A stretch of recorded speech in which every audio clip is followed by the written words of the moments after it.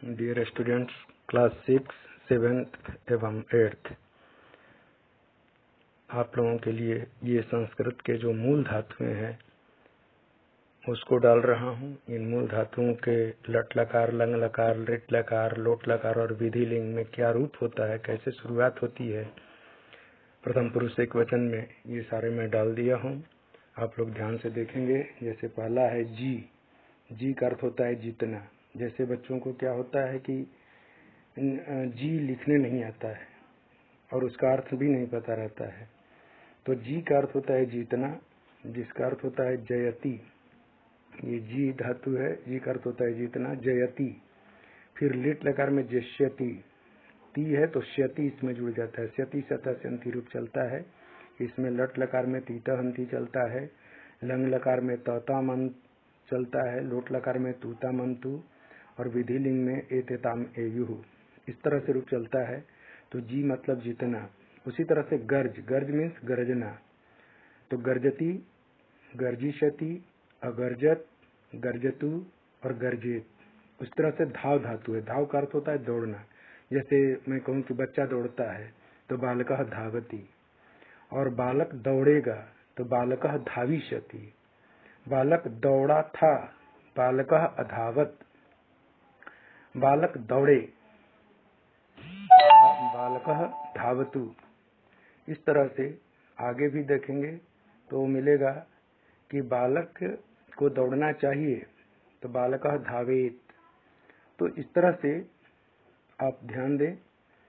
क्रीड़, क्रीड़ मतलब खेलना। जैसे बालक मैदान में खेलता है तो बालकः क्रीड़ा क्षेत्रे क्रीडति, खेल के मैदान में खेलता है, या क्षेत्रम क्षेत्रे क्रीडति, खेत में या मैदान में खेलता है। क्रीडिष्यति खेलेगा, बालकः क्रीड़ा क्षेत्रे क्रीडिष्यति, तो स्वः क्रीडिष्यति कल खेलेगा। इस तरह से तो क्रीड का अर्थ हो गया खेलना, क्रीडति, क्रीडिष्यति, अक्रीडत, क्रीडतु और क्रीडेत। उसी तरह से रक्ष, रक्ष का अर्थ होता है रक्षा करना, रक्षति, रक्षिष्यति, रक्षत, रक्षतु, रक्षेत। पूज, पूज का अर्थ होता है पूजा करना। जैसे पूजयति, इससे हो जाएगा पूज से पूजयति, पूजयिष्यति, अपूजयत, पूजयतु, पूजयेत।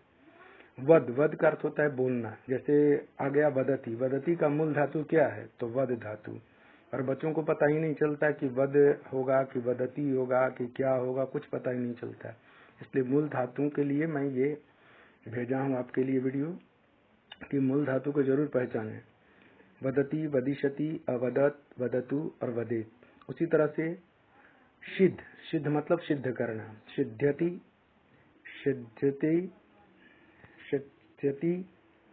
इसके बाद है असिद्ध्यत, सिद्ध्यतु और सिद्धेत। इस तरह से है आपका कृंत। कृंत मतलब काटना। ये कृत लिखा हुआ है, कृंत है, यहाँ पर डालना कृंत। ये जो है ना, इसको ध्यान दीजिएगा, कृंत है। कृंत मतलब काटना। तो कृंतति, कर्तिष्यति, अकृंतत, कृंततु, कृंतेत।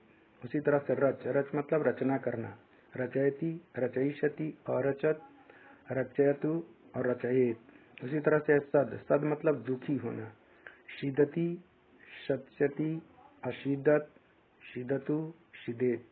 इस तरह से मुंच धातु है। मुंच मतलब छोड़ना। ये मुच लिखा है, मुच नहीं है, इसको आप लोग ध्यान से देखेंगे तो मुंच है इसका। जैसे कि लट लकार में मुंचति, आप दिखाई दे रहा है आपको, मुंचति, मोक्षति, अमुंचत, मुंचतु और मुंचेत। इसी तरह से अस्पृश धातु, अस्पृश मतलब स्पर्श करना, छूना, अस्पृशति, अस्पृक्षति, अस्पृशत, अस्पृशतु और अस्पृशेत। दिव, दिव मतलब चमकना, तो दिव्यति, दिविशति, अदिव्यत, दिव्यति। और इसी तरह से है आपका दिव्येत। कुप, कुप मतलब अर्थ होता है क्रोध करना, तो कुप्यति, कुपिशति, कुप, कुप का अर्थ होता है क्रोध करना। तो क्रुद्ध, कुप्यति में मूल धातु क्या है, कुप। कुपिशति कुप धातु है। अकुप्यत, कुप्यतु और कुप्येत, इस तरह से आपका होता है। कुर्द धातु, कुर्द मतलब कूदना, कुर्दती, कुर्दिशति, अकुर्दत, कुर्दतु और कुर्देत। ऐसे ही है तद, ताड़े, ताड़े मतलब पीटना, तड़ धातु है, तड़, तड़ मतलब पीटना, ताड़य, पीटना, ताड़यति, ताड़यिष्यति, ताड़यत, ताड़यतु और ताड़येत। इस तरह से है भ्रम धातु, भ्रम का अर्थ होता है घूमना, तो भ्रम मतलब घूमना, तो भ्रमति, भ्रमिष्यति, अभ्रमत, भ्रमतु, भ्रमेत। इस तरह से कर्ष धातु है, कर्ष मतलब खींचना, किसी चीज को होता है ना खींचने के लिए, तो कर्षति, कर्षयति, अकर्षत, कर्षतु, कर्षेत। इस तरह से है आपका हंस, हंस धातु मतलब हंसना, हसती, हंसिसति, अहसत, हसतु, हसेत। इस तरह से है आपका चुराना, चूर धातु, चोरी यहाँ पर होता है चोरयति, ये चरयति लिखा हुआ है, इसको आपको पढ़ना है चोरयति, ठीक है, गलत थोड़ा सा लिखा गया है तो इसमें चोरयति लिखना है, चोरयिष्यति, अचोरयत, चोरयतु, चोरयेत। इसी तरह से आपका चिंत, चिंत का अर्थ होता है चिंतना, चिंतयति, चिंतयिष्यति, अचिंतयत, चिंतयतु, चिंतयेत। तो इस तरह से क्लास 6, 7, 8 जो उनके मूल धातु नहीं पता रहता है वे लोग इन क्रियाओं को एक बार ध्यान देंगे और मूल धातु जब समझ लेंगे तो आपको कोई दिक्कत नहीं होगी समझने में। ये टोटल है 1, 2, 3, 4, 5, 6, 7, 8, 9, 10, 11, 12, 13, 14, 15, 16, 17, 18, 19, 20, 21, 22, 23, 24, 24 मूल धातुएं हैं। बच्चों अगर जिन 24 मूल धातुओं का अगर याद कर लेते हैं तो फिर और 24 देंगे, करीब करीब 50 अगर मूल धातुएं याद कर लिए तो आपको 8th तक क्या 10th तक भी कोई इसी प्रकार की परेशानी नहीं होगी, क्योंकि बच्चों आप लोग व्याकरण में ही ज्यादा गलती करते हैं।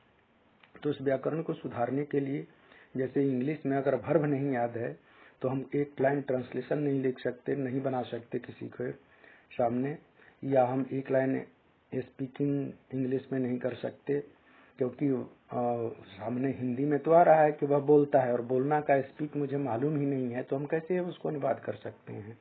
तो क्रिया जरूरी है, इसलिए वर्ब को ही इंग्लिश में हम धातु बोलते हैं, ये संस्कृत में धातु बोलते हैं और इंग्लिश में वर्ब बोलते हैं। तो इस तरह से धातु को और हिंदी में क्रिया बोलते हैं। और इस तरह से हम क्रियाओं को, जितनी भी क्रियाएं हैं उन क्रियाओं को याद कर लेंगे, एक बार याद करेंगे मूल धातु क्या है और उसका मीनिंग क्या है, तो हमको ट्रांसलेशन बनाने में या वाक्य निर्माण करने में या फिल इन द ब्लैंक्स भरने में या गद्यांश में से प्रश्न उत्तर निकालने में या उससे भी कुछ मूल क्रिया लिख दिया जाता है और पूछा जाता है कि इसमें मूल धातु क्या है, या पहचानने के लिए होता है कि इसमें क्रिया कौन है, ठीक है, तो कर्ता क्या, इस कर्ता का क्रिया क्या होगी, तो क्रिया क्या होगी जब क्रिया ही नहीं जानते हैं कि मूल धातु जो है वो क्रिया है तो हम कैसे कर सकते हैं। इसलिए ध्यान जरूर देना है कि क्रिया किस तरह से होती है और क्या है। इस तरह से ये 24 मूल धातुओं को याद कर लेना है, इसका मीनिंग याद कर लेना है, और 5 लकार में अगर देख लेंगे एक बार तो एक जैसे ही सारे हैं, चलते हैं, थोड़ा थोड़ा कहीं कहीं किसी किसी में परिवर्तन देखने को मिलता है, ठीक है। जैसे मुंच धातु है, अब यहाँ पर लिखा है मुंच धातु, मुंच का यहाँ पर होता है मुंचती, इसमें हो जाता है मोक्षती लिट लकार में, तो ये थोड़ा चेंज मिलता है। तो इस तरह से कुछ कुछ चेंज मिलता है। और बाकी तो आप जानते हैं, गम मतलब जाना, खाद माने खाना, पठ मतलब पढ़ना, क्रीड मतलब खेलना, चाहे खेल मतलब भी खेलना। इस तरह से और भी क्रियाएं होती है जो सामान्य प्रचलित हैं, लेकिन कुछ विशेष क्रियाएं हैं जिसका हम प्रयोग बहुत कम कर पाते हैं। इसलिए ऐसी क्रियाओं को देने पर बच्चों को थोड़ी कठिनाई होती है। उन कठिनाइयों को दूर करने के लिए मैंने इसको बनाया है। धन्यवाद। आप इसे जरूर याद करें और हो सके तो और दोस्तों के पास भी इसे भेजें। चलो नेक्स्ट वीडियो फिर बना करके भेजेंगे। ओके, धन्यवाद।